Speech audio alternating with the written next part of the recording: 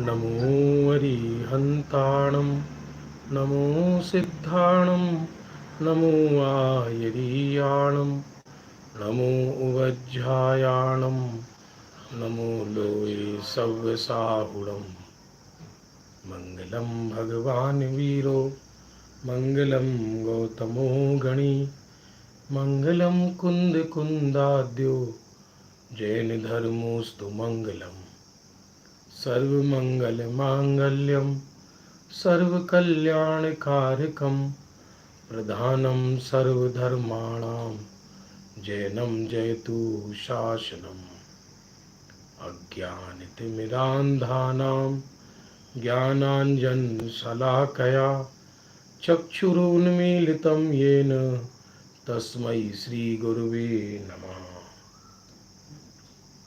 बंधु,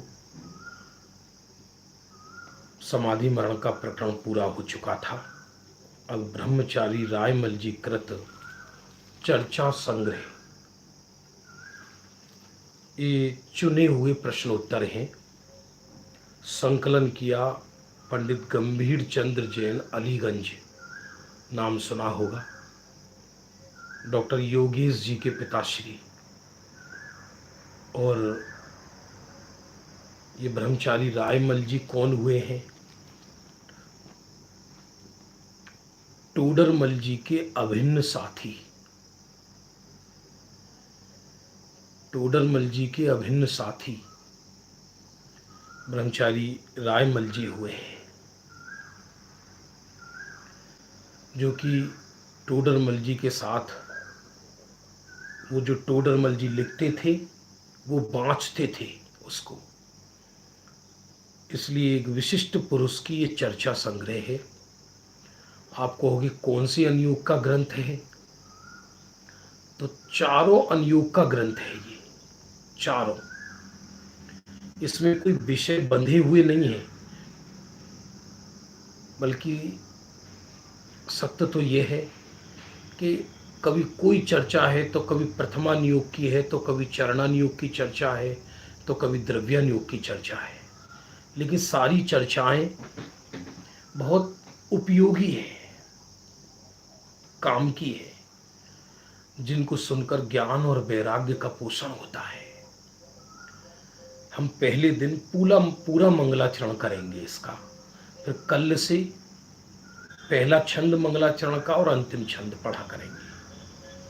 इसलिए हमने 2 मिनट पहले चालू कर दिया है। तो हम आप पर यदि PDF हो तो पहला पेज आप निकाल सकते हैं मंगलाचरण का। ओम नमः सिद्धेभ्यः अर्थ चर्चा संग्रह लिख्यते। धर्म धुरंधर आदि जिन आदि धर्म करतार, नमो देव अगहरण ते सब विधि मंगल सार। अजित आदि पारस प्रभु जयवंते जिन राय, घाति चतुष्क कर्म मल भय शुद्ध शिविराय। वर्धमान बरतों सदा जिन आज्ञा तुम सार, यह उपकार सु तुम तणो में आयो सुखकार। सिद्ध शुद्ध बंधु सुविधि आनंद रूप अपार, ज्ञान ज्योति उज्ज्वल अचल चेतन धातु अविकार।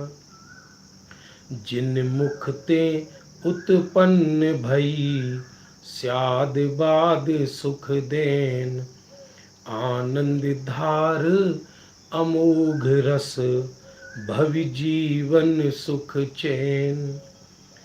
ज्ञानी ध्यानी नग्न मुनि ध्यावे निज शिव रूप, हंस अंश उज्ज्वल करें आनंद रसमय कूप।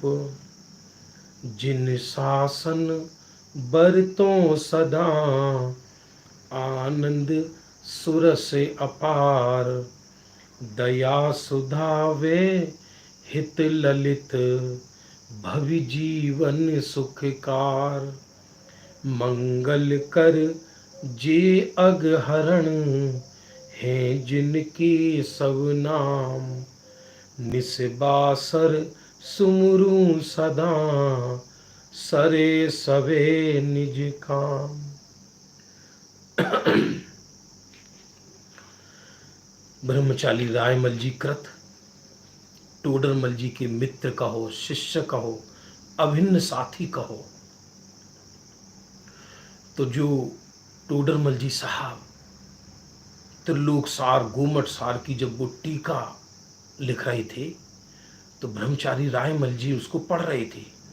तो उनमें कुछ चर्चाएं, जो ये तो मूल ग्रंथ बड़ा है, इसमें से कुछ उपयोगी चर्चाओं को पंडित गंभीरमल जी ने संकलित किया है। तो कुछ उपकारी चर्चा जानकर इसमें लिखी है। तो इसमें चारों अनुयोगों का विषय आएगा, और एक चर्चा के बाद दूसरी चर्चा का अलग ही विषय है। इसलिए इस विषय में जो पहले दिन जुड़ेगा उसको भी समझ में आएगा, और जो प्रत्येक दिन अलग अलग जुड़ेगा तो उसको भी समझ में आएगा विषय, क्योंकि प्रत्येक दिन का विषय उसी दिन समाप्त हो जाएगा। चर्चाएं, ये चर्चा का अर्थ होता है कि जैसे बहुत सारे साधर्मी बैठे हों और सबके मन में अलग अलग संशय हो रहा हो, तो श्री गुरु अलग अलग उत्तर देंगे। इस तरह ये चारों अनुयोगों की बहुत ज्ञान वैराग्यमय अद्भुत चर्चा है और आश्चर्यकारी। शुरू करते हैं। अथ शास्त्र गोमठ सार, व त्रिलोक सार, व लब्धि सार, व छपड़ा सार के अनुसार, व और शास्त्र के अनुसार चर्चा लिखते हैं।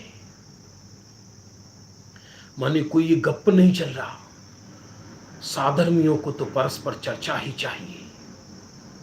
देखो, अब चर्या तो जिसके अंदर जितनी है वो जाने, लेकिन जिसको शुद्धात्मा पसंद आ गई उसको शुद्धात्मा की चर्चा ही पसंद आएगी। अब हम इस काल में और क्या करें?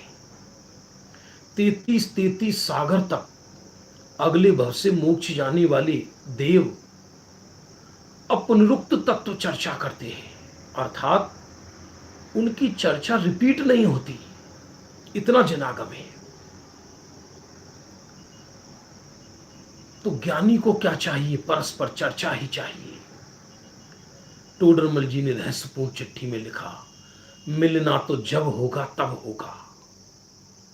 पहले मिलान नहीं हो पाता था साधर्मी का साधर्मी से, विद्वान तो मिलते ही नहीं थे, पत्रों से काम चलाया करते थे, और पत्र भी एक एक महीने में पहुंचता था और एक एक महीने बाद उसका उत्तर आता था। सुनिए आप, अतः हे भव्य, अभी चर्चा शुरू होने से पहले इसकी उत्थानिका है। जिन जिन पदार्थों का स्वरूप यथार्थ जाना जाए, और पदार्थ का स्वरूप जानने से सम्यक्त्व की प्राप्ति होवे, इसको तथा सम्यक्त्व की प्राप्ति सो शुद्ध स्वरूप की प्राप्ति है। सुनना, जिनागम में दो तरह की चर्चा है। एक तो वो चर्चा कि जिसको समझे बिना आत्म कल्याण संभव नहीं, जैसे 6 द्रव्य, 7 तत्व, देव गुरु धर्म, हितकारी और अहितकारी भाव, सफर भेद विज्ञान, इसको प्रयोजन भूत चर्चा कहा। और एक अन्य अप्रयोजन भूत चर्चा। अप्रयोजन भूत अर्थ का चर्चा का अर्थ ये नहीं कि आप अद्वैत अथवा जान लो उसको, कि यदि प्रयोजन भूत निर्णय हो जाए तो वो अन्य चर्चा भी तत्व ज्ञान को निर्मल करती है, जीव को विरक्त करती है बाहर से, और सत्य का स्वरूप स्पष्ट रूप से प्रकट होता है। तो जिन जिन पदार्थों का स्वरूप यथार्थ जाना जाए, पदार्थ का स्वरूप जानने से सम्यक्त्व की प्राप्ति होवे, तथा सम्यक्त्व की प्राप्ति सुशुद्ध स्वरूप की प्राप्ति है। अतः यही बात उपादेय जानकर भव्य जीवों को चर्चा सिखलाना उचित है। चर्चा और विवाद में अंतर है। बंधु, बात समझ में आ रही है? वाद विवाद अलग चीज है और शुद्ध मन से चर्चा करना अलग चीज है। कभी कभी बड़े बड़े प्रवचनों से, बड़ी बड़ी कक्षाओं से इतना लाभ नहीं हो पाता जितनी चर्चा से होता है। सोनगढ़ में भी गुरुदेव श्री प्रातः और दोपहर में तो प्रवचन करते थे और रात्रि काल में प्रवचन नहीं करते थे, चर्चा करते थे। जो लोग प्रश्न पूछ रहे हैं उनका उत्तर देते थे और वो चारों नियोग की चर्चाएं हो सकती हैं। बहुत क्या शिक्षा लिखे अपने हित का इच्छुक पुरुष, वे थोड़ा सा ही उपदेश पाकर शीघ्र ही अपने कार्य में उद्यमी होता है। बंधु, जीवन थोड़ा है, आयु कम है, जंजाल ज्यादा है, तृष्णा बहुत अधिक है। तो श्रीमद जी ने कहा, अब ऐसा कार्य करो कि जंजाल कम करो, संकल्प विकल्प कम करो, तो छोटी सी जिंदगी भी सुखरूप हो जाएगी। और वो सत्समागम से ही संभव है। इसलिए जो निकट भव्य जीव है वे थोड़ा सा उपदेश पाकर ही शीघ्र अपने कार्य में उद्यमी हो जाता है। जिसको अपना हित नहीं चाहिए उसके लिए तो उपदेश ही नहीं है। अभी जिनको यही विश्वास नहीं है क्या स्वर्ग है क्या नरक है, लोग, अरे इस महामारी के काल में लोगों को परलोक की श्रद्धा हो गई, सारा विज्ञान फेल हो गया, सारा विश्व फेल हो गया। लोगों को पुण्य पाप की याद आ रही है, लोग ईश्वर को भज रहे हैं। और जिसको अपना हित नहीं चाहिए उसके लिए उपदेश है ही नहीं। और ये ऑनलाइन प्रवचन में खैर ये मजबूरी की चीज है, इसमें तो जो रुचिवंत है वो ही सुनेगा, क्योंकि जिसको रुचि नहीं है, जिसको, तो वो क्यों खोल के बैठेगा इस फजीते को। इसलिए मेरा मानना यह है कि ऑनलाइन जो सुन रहा है व्यक्ति, उसे रुचि है तब तो उसने ही अपना कंप्यूटर मोबाइल खोला है, और उसका मन ना लगे तो तत्काल बंद कर दी। वक्ता को मालूम भी नहीं कर पड़े कौन बंद करके चला गया और कौन खोल के बैठा है। इसलिए जिसको अपना हित नहीं चाहिए उसके लिए उपदेश नहीं है। अतः अब गति इंद्रिय आदि की अनुक्रम से चर्चा लिखते हैं। सो वह जुदी जुदी चर्चा लिख रहे हैं तरह तरह की, और जो मूल ग्रंथ है चर्चा संग्रह वो तो बहुत बड़ा है।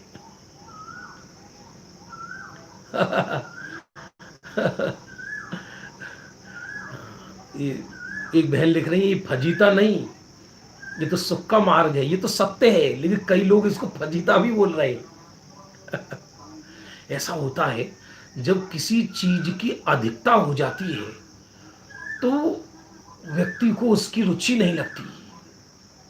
जिसने आम नहीं खाए हों और जिसको आम नहीं मिलते हों, उसको बढ़िया वाला आम आए तो बड़े उसको ठाट वाट से खाता है। लेकिन जिसके आम के बगीचे लगे हैं तो उसे आम की महिमा नहीं आती। तो वर्तमान में साधन तो अधिक हो गए और रुचि हो नहीं, तो उसको ऐसा उपेक्षा वर्तती है, अरे सुन लेंगे क्या है, अरे साहब बोलते रहते हैं पंडित लोग, तो अभी 50 बोल रहे हैं एक साथ। तो इसमें तो अपना भाग्य जगाना चाहिए ना, क्या दिक्कत है। आकाश में हजारों सितारे निकलते हैं एक साथ, उसमें क्या दिक्कत है। ओम नमः सिद्धेभ्या श्री जिनेश्वराय नमः। अब देखो पहली चर्चा प्रारंभ होती है, वो भी गजब की। चारों अनुयोगों में किसकी मुख्यता से किस प्रकार का कथन है, पहला प्रश्न। उसके उत्तर दिए हैं ब्रह्मचारी रायमल जी ने, वो भी अपनी तरफ से नहीं, ग्रंथों में से लिखकर दिए हैं। त्रिलोक सार, गोमट सार, लब्धि सार, छपड़ा सार, उनमें से उत्तर है। और मूल जो चर्चा संग्रह है वो बड़ी है, इसलिए उसका पृष्ठ नंबर लिखा है कि इसमें से ये चर्चा ली गई है।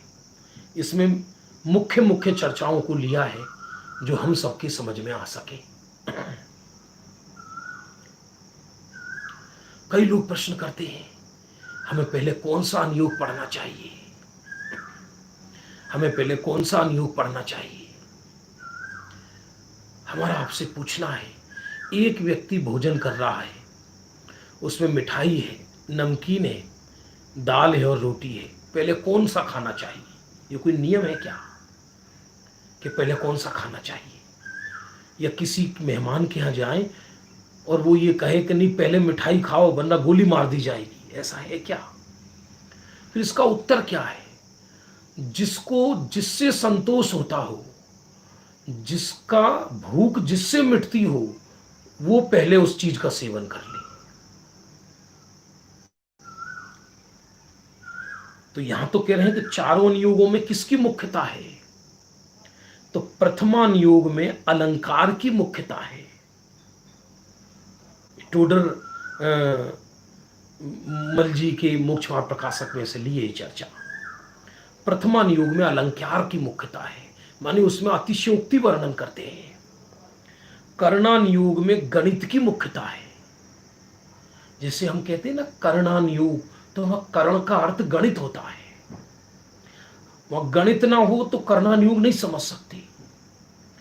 चरणानुयोग में नीति की मुख्यता है। नीति,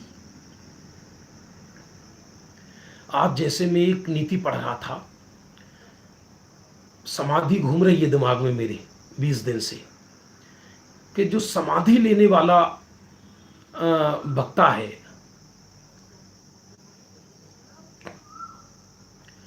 जो समाधि लेता है आचार्य, तो उस नीति शास्त्र में लिखा कि आचार्य को वो संग छोड़ देना चाहिए, और यदि वो संग ना छोड़ पाता है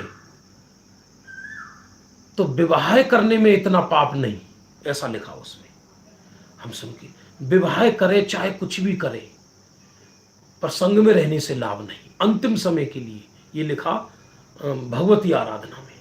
तो नीचे भावार्थ लिखा कि यदि अंतिम समय संलेख न लेने वाला उसने अपना संग नहीं छोड़ा तो उसे संग में राग द्वेष हुए बिना नहीं रहेगा। इसलिए नीति ग्रंथ है, ये नहीं कहा कि तुम शादी कर लो। वो नीति में कहा कि शादी में तो अल्प पाप लगेगा, लेकिन जो निकटवर्तियों को देख देख कर भयंकर राग द्वेष होगा, उसकी कल्पना नहीं की जा सकती। इसलिए चरणानुयोग में नीति की मुख्यता है। जो रात में पानी पिए वो रक्त पीने के समान है, ये नीति में वाक्य है। द्रव्यानुयोग में तर्क न्याय की मुख्यता है। द्रव्यानुयोग में कोई भी बात अनुमान से नहीं कही जाती, नीति से नहीं कही जाती, उसके पीछे न्याय है, तर्क है, लॉजिक है। एग्जाम्पल के लिए, जैसे द्रव्य 6 ही क्यों होते हैं, 5 क्यों नहीं और 7 क्यों नहीं? क्योंकि द्रव्यानुयोग 6 द्रव्य द्रव्यानुयोग का विषय है, और द्रव्यानुयोग में न्याय की शैली है। सर्वज्ञ कथित तो है ही, लेकिन द्रव्यानुयोग ऐसा नहीं है कि छदमस्त उसकी परीक्षा ना कर सके। छदमस्त भी उसको परीक्षा करके समझ सकता है। आप भी विचार कीजिए थोड़ी देर। मेरा प्रश्न है आपसे, द्रव्य 6 ही क्यों होते हैं, 5 क्यों नहीं और 7 क्यों नहीं? तो देखो, अब इसमें न्याय लगाओ कि 2 द्रव्य तो दिखाई देते हैं। दिखाई देते हैं माने पुद्गल और जीव, जीव की असमान जाति पर्याय। इसलिए 2 द्रव्यों का तो स्पष्ट रूप से अनुमान भी होता है और प्रत्यक्ष गोचर भी है, जीव और पुद्गल।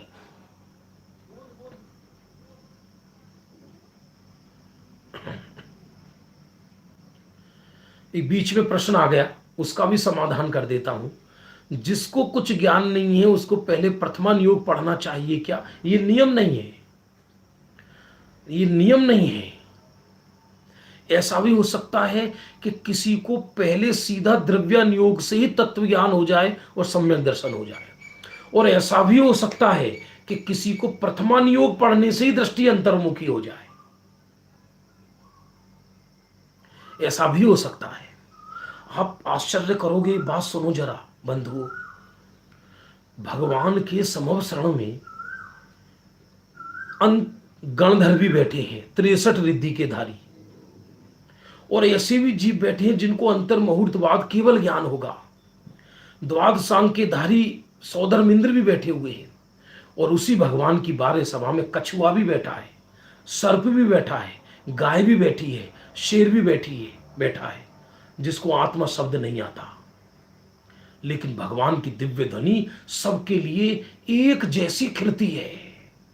सौधर्म इंद्र ये घोषणा नहीं करता कि अब स्थूल लोग पशु उठकर चले जाएं, अब भगवान सूक्ष्म बात करेंगे। और ये नहीं कहते, इंद्र ये घोषणा नहीं करता अब इंद्र और सूक्ष्म अध्ययन वाले उठकर चले जाएं, अब पशुओं के लिए भगवान उपदेश देंगे। ऐसा नहीं है। गणधर के लिए भी वही उपदेश है, मेढक के लिए भी वही उपदेश है, इंद्र के लिए भी वही उपदेश है, और अंतर मुहूर्त में मोक्ष जाने वाले के लिए भी वही उपदेश है। ऐसा कतई नहीं समझना चाहिए कि प्रथमा नियोग सम्यक्त्व में निमित्त नहीं है। चारों ही अनियोग सम्यक्त्व में निमित्त है। और किसी को किसी अनियोग का विशेष ज्ञान हो सकता है, वो भी भावलिंगी मुनिराज होते हैं। जैसे किसी भावलिंगी मुनिराज ने प्रथमा नियोग का ग्रंथ लिखा, अब उन्होंने न द्रव्यानुयोग लिखा, न चरणानुयोग लिखा और न कर्णानुयोग लिखा, तो भी वो भावलिंगी है। हाँ, इतना जरूर है कि द्रव्यानुयोग अध्यात्म के अति निकट है। द्रव्यानुयोग में सम्यक्त्व के विषयभूत विषय अत्यंत निकट है, ये बात जरूर है। टोडरमल जी ने भी लिखा मोक्ष मार्ग प्रकाशन। पर चारों अनुयोग एक वीतरागता का ही पोषण करते हैं। तो द्रव्यानुयोग में तर्क की मुख्यता है। विषय चल रहा था, द्रव्य 6 ही क्यों होते हैं? द्रव्य 6 ही क्यों होते हैं? आप सोचो, वरना मैं उत्तर देता हूं। मैं क्या दूंगा, चिन्हवाणी दे रही है कि जीव और पुद्गल तो सिद्ध होते ही है। जितना दिखाई दे रहा है ये पुद्गल का पसारा है, और पुद्गल को जानने वाला कौन है? जीव। क्योंकि पुद्गल की प्रसिद्धि पुद्गल नहीं करता, पुद्गल की प्रसिद्धि जीव करता है। इसलिए जीव और पुद्गल ये दो द्रव्य तो सिद्ध ही होते हैं। अब 4 द्रव्य कैसे सिद्ध होंगी? कि जीव और पुद्गल चलते हैं, जीव और पुद्गल रुकते हैं, जीव और पुद्गल रहते हैं, जीव और पुद्गल परिणमन करते हैं। फिर से 2 द्रव्य में, जीव और पुद्गल में ये 4 ही क्रियाएं होती हैं, 5 भी नहीं। चलना, रुकना, रहना, परिणमन करना। क्या बोला? चलना, रुकना, रहना, परिणमन करना, ये 4 ही क्रियाएं होती हैं। और प्रत्येक द्रव्य की क्रिया में निमित्त उपादान नियम से होता है।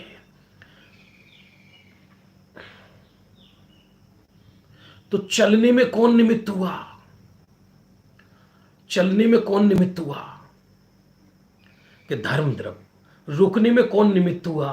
कि अधर्म द्रव्य। रहने में कौन निमित्त हुआ? कि आकाश द्रव्य। और परिणमन में कौन निमित्त हुआ? कि काल द्रव्य।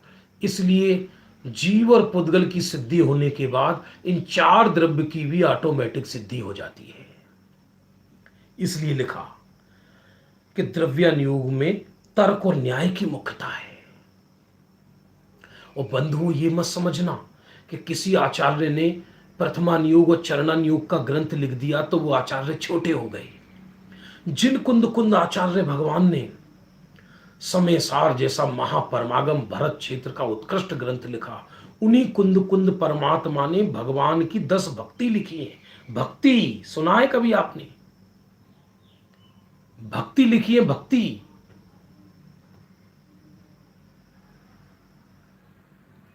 भगवान की 10 भक्ति लिखी है,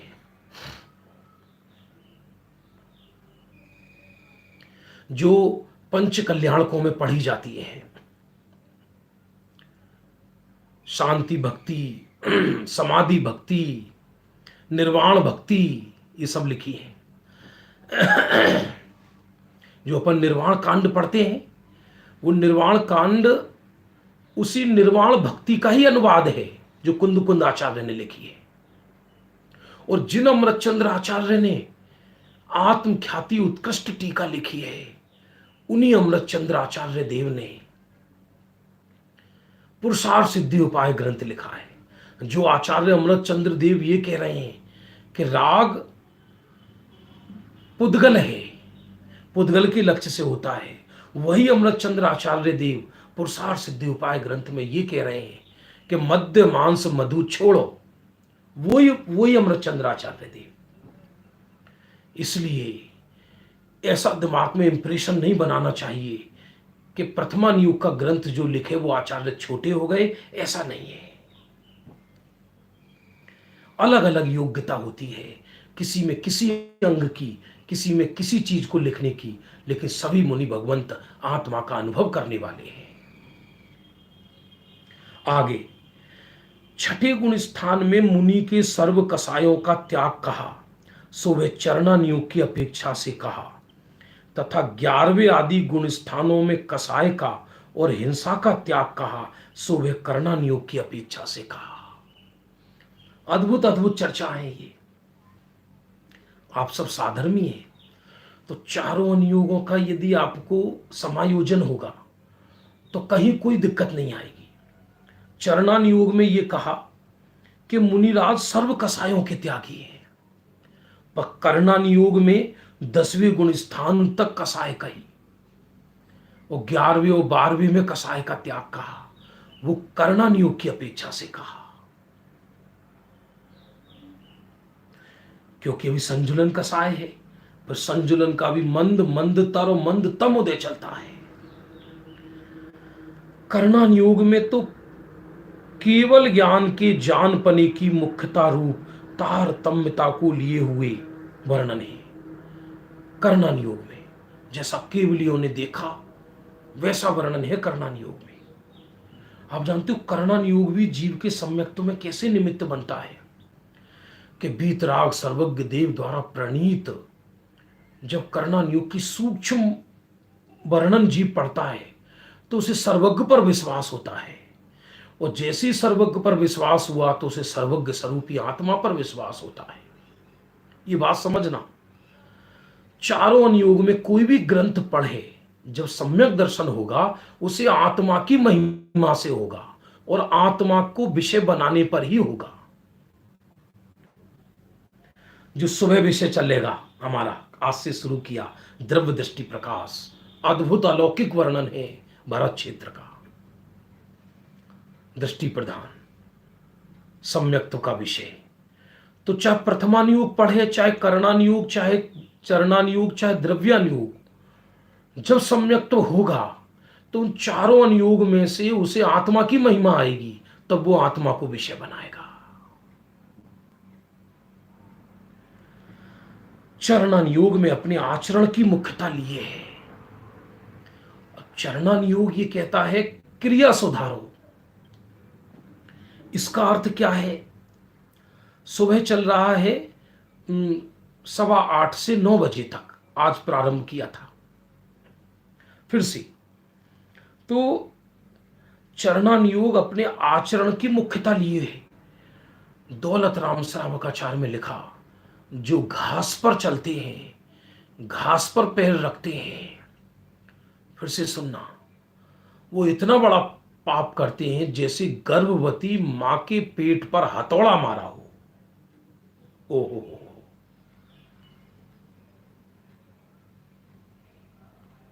जो घास पे पैर रखते हैं।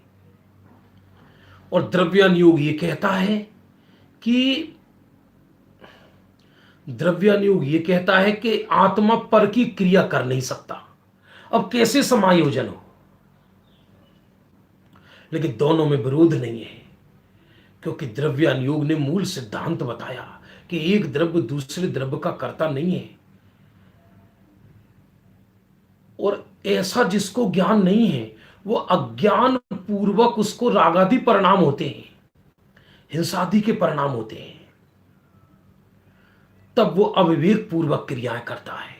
तो चरणान योग परिणाम की बातें नहीं करता, द्रव्यान योग परिणाम और अभिप्राय सुधारने की बात करता है, और चरणान योग क्रिया सुधारने की बात करता है। क्योंकि क्रिया में और परिणामों में निमित्त नैमित्तिक संबंध है।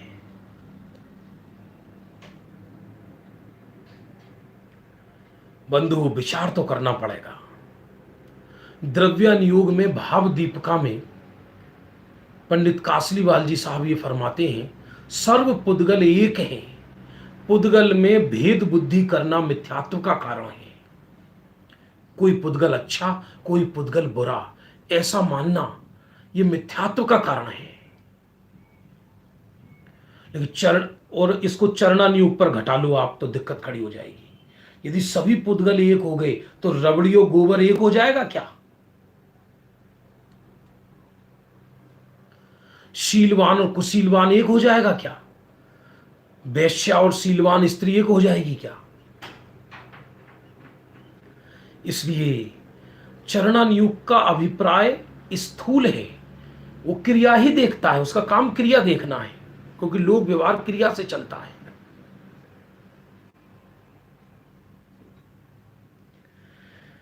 तो चरणान योग में अपने आचरण की मुख्यता लिए है। इसी प्रकार अन्य सभी स्थानों में जिस विवक्षा से शास्त्र में कथन किया हो उसे उसी विवक्षा से समझना।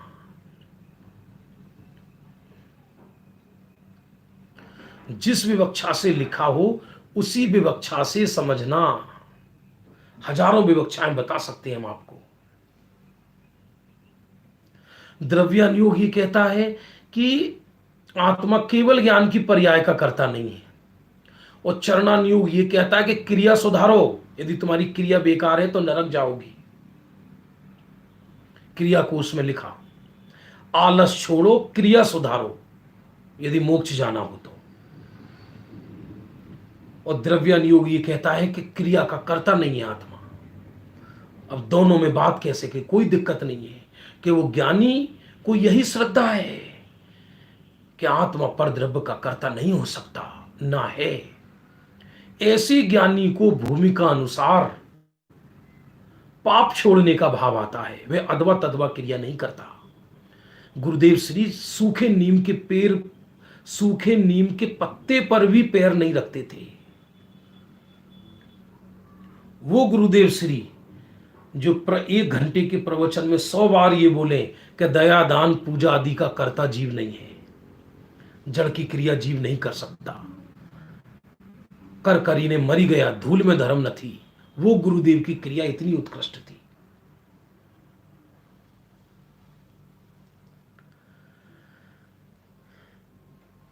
अब देखिए दूसरी चर्चा और लेते हैं, बहुत सुंदर।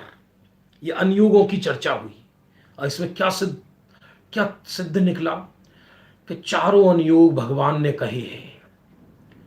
आचार्यों ने अनुयोग की शैली में गूथा है उस दिव्य ध्वनि को, गणधरों ने। चारों अनुयोगों का उद्देश्य एकमात्र वीतरागता का पोषण करना है। बुद्धि के अनुसार व्यक्ति के अलग अलग अनुयोग बढ़ जाते हैं, जिसमें बुद्धि की ज्यादा तीक्ष्णता नहीं है तो वो कहानी किस्से आदियों से भी अंतर्मुखी हो जाता है। कहानी किस्सों को भी कोई स्थूल मत समझना। कुछ जीव जिनेंद्र भगवान का ये चरणान योग महान है ऐसा जानकर चरणान योग पढ़ते हैं, और उस चरणान योग में उनको जिनेंद्र के शासन की महिमा आती है तो आत्मा की भी महिमा आती है। और वैसे कोई भी अनुयोग निरपेक्ष नहीं है, हर अनुयोग में हर अनुयोग की बात है। और जिसमें सूक्ष्म बुद्धि हो तो वो केवल ज्ञान गम्य करना नियोग पड़ता है। और द्रव्यानुयोग में सीधे भेद विज्ञान की बातें हैं जो डायरेक्ट आत्मा को पकड़ते हैं। टोडरमल जी ने मोक्ष मार्ग प्रकाशक में एक जगह ऐसा भी लिखा कि सभा में मुख्यतया द्रव्यानुयोग की वाचना करना। क्यों? क्योंकि समाज के बेचारे दीन दुखी लोग आके सभा में बैठे, अब उनको गहरी गहरी चर्चा करने लग जाए तो उठकर चले जाए। अब बेचारी जो चूल्हे से आई है, खाना जाकर बनाना है, इसलिए जरूरी नहीं है कि सभा में हर कोई सूक्ष्म तत्व को समझ सके। पर द्रव्यानुयोग में सभा में ले जरूर, पर तीन अनुयोग का अपमान ना करे। हमें द्रव्यानुयोग के छल से अन्य अनुयोग की हंसी नहीं उड़ाना चाहिए। अरे, हम जिनको आदर्श मानते हैं अपने गुरुदेव को, उन गुरुदेव की महानता इसी में है कि उन्होंने भक्तामर जैसे महा स्तुति ग्रंथ पर प्रवचन किए। दो स्तुति ग्रंथ पर, भक्तामर और विसापहार।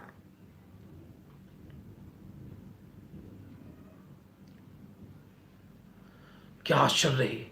विसापहार और भक्तामर पर प्रवचन किया, कमाल कर दिया।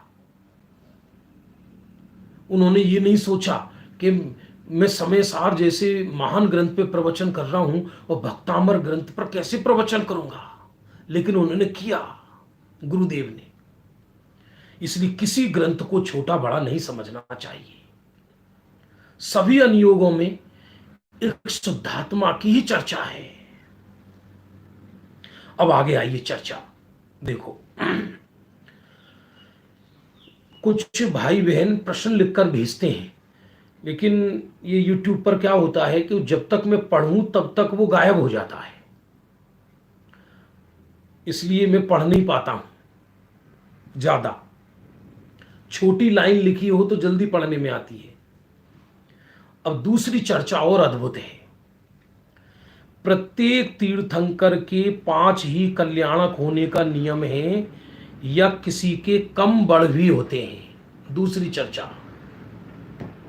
हमने पहले ही कहा था, एक चर्चा का दूसरी चर्चा से कोई मिलान नहीं है, चारों अनुयोगों की मिली जुली चर्चा है। पहले तो यह समझना कि एक एक इंद्र 2 सागर की आयु वाला होता है। सौधर्मिंद्र वो अपने जीवन में असंख्यातों तीर्थंकरों के पंच कल्याणक मना लेता है। कितना आश्चर्य है, इतनी लंबी आयु होती है उसकी। तो यहां प्रश्न है, प्रत्येक तीर्थंकर के 5 ही कल्याणक होने का नियम है या किसी के कम बढ़ भी होते हैं? क्या उत्तर लिखते हैं? भरत एरावत के 10 क्षेत्रों में तीर्थंकरों के 5-5 ही कल्याणक होते हैं। माने जिस क्षेत्र में हम रहते हैं भरत क्षेत्र है, और 5 भरत क्षेत्र हैं और 5 एरावत क्षेत्र हैं। एक भरत क्षेत्र जम्बूद्वीप में, 2 भरत क्षेत्र धातकी खंड में, 2 भरत क्षेत्र पुष्करवर द्वीप में। उसी प्रकार एक एरावत क्षेत्र जम्बूद्वीप में, 2 एरावत क्षेत्र धातकी खंड में और 2 एरावत क्षेत्र पुष्करवर द्वीप में। अभी आपको ऐसा लग रहा होगा कि ये सब किसने देखा? यदि किसी चर्चा पर संशय हो जाए, समझ में नहीं आना अलग चीज है, लेकिन ऐसा लगे ये तो वैसे ही लिख दिया है, भूगोल सत्य नहीं है, तो उसके माथे पर लिखा है कि मिथ्या दृष्टि है। माथे पर लिखा है उसकी मिथ्या दृष्टि है। समझ में नहीं आता मेरे, ये बात अलग है यदि करना नहीं हो, लेकिन है बात परम सत्य। भावार्थ, यहां के तीर्थंकरों के तो तीर्थंकर प्रकृति का बंध पूर्व पर्याय में ही होता है। माने 5 भरत और 5 ऐरावत क्षेत्र में होने वाले तीर्थंकरों को पूर्व में ही तीर्थंकर पर्याय का बंध होता है। इसलिए वो तीर्थंकर प्रकृति साथ लेकर आते हैं, यह नियम है। तथा 160 विदेह क्षेत्रों में तीर्थंकर होते हैं। सब हमने तो सुना था 5 विदेह क्षेत्र होते हैं, कि नहीं, एक विदेह, एक मेरु संबंधी एक विदेह कहलाता है, और उसमें एक विदेह में 32 नगरियां होती हैं, और वो एक एक नगरी इतनी बड़ी होती है कि उसमें 5 मलेच्छ खंड होते हैं और एक आर्य खंड होता है।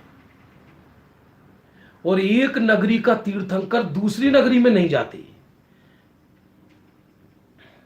सामान्यतः एक नगरी का नागरिक दूसरी नगरी में नहीं जाता, इतनी विशाल होती है वो। इसलिए टोटल 160 विदेह क्षेत्र होते हैं। अथवा ऐसा भी कह सकते हैं 5 विदेह की 160 नगरियां। 160 विदेहों में तीर्थंकर होते हैं। सो पूर्व भव में तीर्थंकर प्रकृति का बंध करने वाले के तो भरत ऐरावत के समान 5 ही कल्याणक होते हैं। और यदि जिन वहां पर भी दोनों तरह के तीर्थंकर होते हैं, दोनों तरह के। एक पूर्व में तीर्थंकर प्रकृति का बंध करके आते हैं, और एक ग्रस्त अवस्था में यदि तीर्थंकर प्रकृति का बंध हुआ। ग्रस्त अवस्था में तीर्थंकर प्रकृति का बंध हो सकता है, क्या हो सकता है? घर में रहने वाला वो सदग्रस्त सम्यक दृष्टि ज्ञानी धर्मात्मा किसी तीर्थंकर के पाद मूल में इतना विरक्त होता है, इतना विरक्त होता है, वो 16 कारण भावना बहाने लगता है। इसलिए उसके गर्भ और जन्म कल्याणक नहीं होता, और उसी भव में उसकी तीर्थंकर प्रकृति उदय में भी आ जाती है। तो सीधे उसके 3 कल्याणक हुए, दीक्षा कल्याणक, केवल ज्ञान कल्याणक और निर्वाण कल्याणक।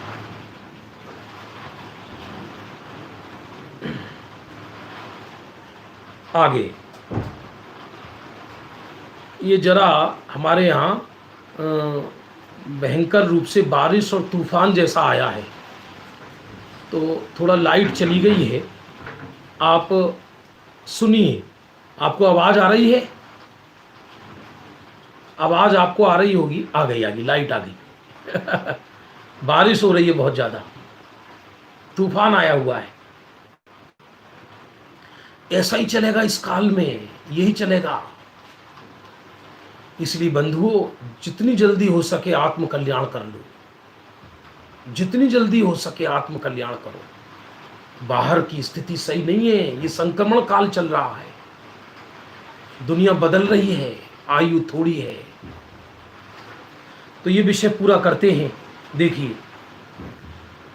और यदि उसी भव में ग्रस्त पर्याय में तीर्थंकर प्रकृति का बंध किया तो गर्भ जन्म बिना 3 कल्याणक होते हैं।